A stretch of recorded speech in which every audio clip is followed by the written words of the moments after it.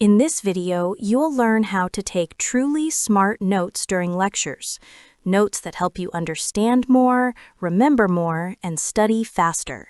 Let's break it into 6 practical steps.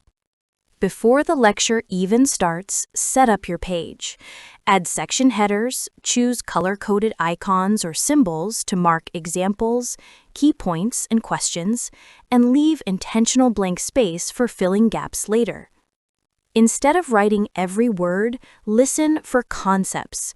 Summarize ideas in short chunks, show how ideas connect, and avoid long sentences. This massively increases speed and comprehension.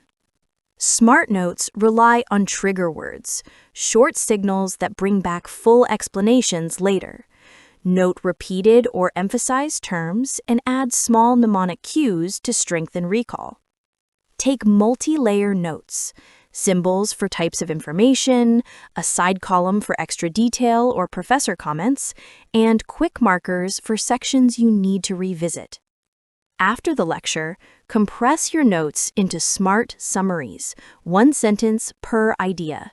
Explain the material as if teaching it, then convert your best points into flashcards or study prompts. Thanks for watching.